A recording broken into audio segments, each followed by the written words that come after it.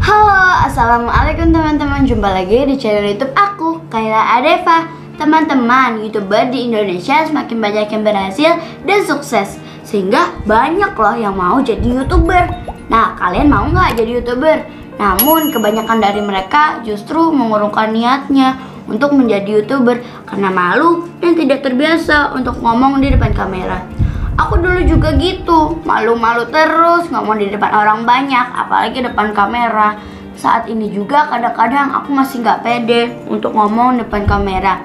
Dulu mama aku ngebolehin aku bikin channel YouTube supaya aku berani dan terbiasa ngomong depan orang banyak dan berani presentasi di sekolah. Makanya sampai sekarang aku juga mesti belajar. Yuk teman-teman, belajar bareng aku. Kita langsung aja yuk tanya-tanya ke kakak Nabila. Jadi, Kak Nabila pernah menjadi penyiar radio PPI Dunia. Radio PPI Dunia adalah radio perkumpulan pelajar Indonesia loh di dunia. Lahir dari pelajar Indonesia untuk seluruh pendengar di dunia. Dan Kak Nabila mewakili negara Malaysia ketika menjadi penyiar radio PPI Dunia. Kak Nabila kuliah S1 Mass Communication di Taylor University Malaysia dan kemudian melanjutkan S2 Communication Management di Singapore Management University. Dengan latar belakang sekolah tentang komunikasi, membuat Kak Nabila tampil percaya diri untuk ngomong depan kamera atau depan orang banyak. Yuk kita langsung tanya ke kakak Nabila. Ayo. Halo, assalamualaikum Kak Nabila, apa kabar?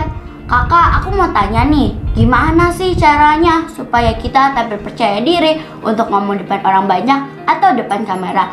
Biar ngomongnya tuh gak belepotan dan ngomongnya tuh juga enak didengar. Gimana sih Kak caranya?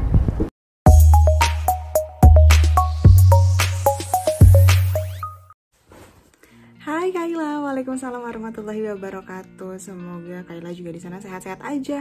Di sini alhamdulillah aku dan sekeluarga sehat.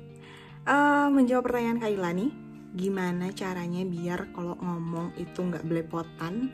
Jujur, aku juga masih sering banget belepotan. Nah biasanya nih ya, orang-orang tuh ngomong belepotan kalau lagi presentasi atau kalau lagi ngomong di depan orang banyak gitu ya, lagi pidato, lagi siaran mungkin, atau bahkan lagi bikin podcast. Biasanya sih karena kecepatan, jadi cara ngomongnya memang harus ditata, nggak terlalu cepat kecepatannya, tapi juga nggak terlalu lama ya. Susah sih ngelatihnya, jujur aku juga masih terus latihan, tapi salah satu cara untuk melatihnya memang harus sering-sering mencoba. Jadi harus sering naik panggung untuk pidato mungkin, harus sering-sering bikin video mungkin kayak Kayla sekarang, biar tahu kira-kira aku ngomongnya kecepatan gak ya, kira-kira aku ngomongnya lama gak ya, terlalu lambat gak ya. Atau sering bikin voice note terus didengerin sendiri, kayaknya kurang cepet nih, atau kayaknya terlalu cepet nih. Nah itu memang harus sering dilatih. Dan tips yang kedua dari kakak selain ngomongnya jangan terlalu cepet, itu adalah lafal. Lafal itu pengucapan. Jadi A, I, U, E, O nya harus jelas. Biasanya kalau dulu, sampai sekarang sih sebenarnya, kalau dulu siaran, sebelum siaran itu kakak senang muka dulu. Jadi mukanya tuh di A, I, U, E, O, terus dijelek-jelekin, senyum, ketawa. Pokoknya biar semuanya tuh kayak mulutnya tuh elastis gitu rasanya, biar mulutnya tuh nggak kaku gitu. Dan itu membantu, sangat membantu sekali. Jadi mungkin tips dari kakak kalau misalnya Kayla sebelum bikin video YouTube, atau sebelum presentasi, atau sebelum tampil, pokoknya ambil waktu 1 menit 2 menit untuk senam muka dulu. Jadi melatih A, I, U, E, O nya biar jelas, biar mulutnya udah enak gitu ya untuk ngobrol, untuk ngomong, dan akhirnya nanti juga pas tampil nggak belepotan ngomongnya gitu. Yang ketiga tipsnya, biasanya juga nih orang kalau belepotan itu karena tidak menguasai materinya. Artinya dia nggak tahu sebenarnya apa yang mau diomongin gitu ya. Makanya kalau dulu pas siaran itu selalu disiapin skrip sebenarnya sama produser namanya. Jadi ada penyiar dan ada produser. Produser ini yang tugasnya menyiapkan skripnya. Jadi kita tinggal baca sebenarnya, tinggal kita kembangkan skripnya. Nah, sampai sekarang kakak pun kalau misalnya presentasi itu masih bikin skrip kok. Cuma mungkin memang skripnya itu udah nggak yang per kalimat. Jadi mungkin Kaila bisa dimulai dari per kalimat dulu, dari mulai assalamualaikum sampai wassalamualaikum. Waktu SD juga kayak gitu. Tapi kalau sekarang itu udah tinggal pointernya aja. Jadi misalnya kakak tulis 1 pembukaan, 2 ngomongin tentang ini, 3 ngomongin tentang ini, 4 ngomongin tentang ini. Tinggal kayak gitu.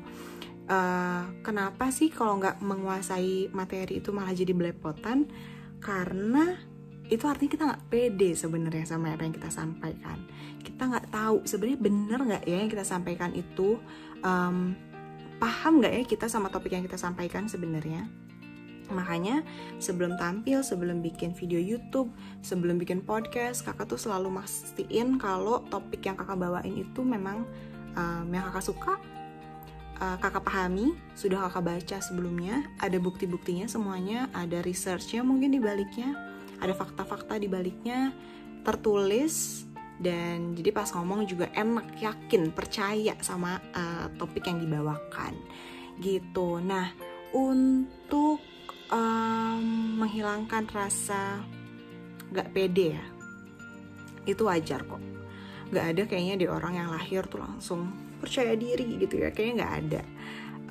Dan wajar banget kalau misalnya di beberapa hal kita merasa nggak percaya diri, termasuk di ngomong di depan orang atau di bikin podcast, bikin YouTube, di Instagram bahkan nggak percaya diri tuh wajar sekali, sewajar-wajarnya. Dan kakak pun masih merasakan hal itu. Tapi mungkin kalau misalnya kakak bisa kasih saran biar ngerasa percaya diri pas bikin YouTube atau tampil atau apapun itu, yang pertama harus dilakuin masih sama kayak yang tadi, memang harus sering latihan dan harus sering tampil. Artinya jam terbangnya gitu ya, jam terbangnya tuh maksudnya panggungnya gitu harus banyak yang sudah dilewati. Kalau misalnya baru 1 panggung, 2 panggung, atau 1 event, 2 event, kayaknya pasti masih kurang percaya diri ya gitu. Makanya memang harus dicoba, mulai dari panggung besar, panggung kecil, YouTube, Instagram, podcast, dimanapun dicoba, karena nuansanya semua beda-beda, tantangannya semua beda-beda, dan itu yang bisa melatih mental kita. Nah, selain itu, ini juga mungkin pesan buat semua orang di sekeliling Kaila, kalau memang kita semua orang yang pengen tampil gitu memang butuh support system atau butuh dukungan dari orang-orang di sekitarnya, dari orang tuanya, dari sahabat-sahabatnya, dari keluarga besar, dari teman-teman terdekat, dari guru. Itu perlu didukung, perlu dibilang kalau kamu bagus loh, kamu tuh pinter loh, kamu tuh ngomongnya enak loh. Itu kayaknya butuh banget, karena memang itu yang aku rasakan.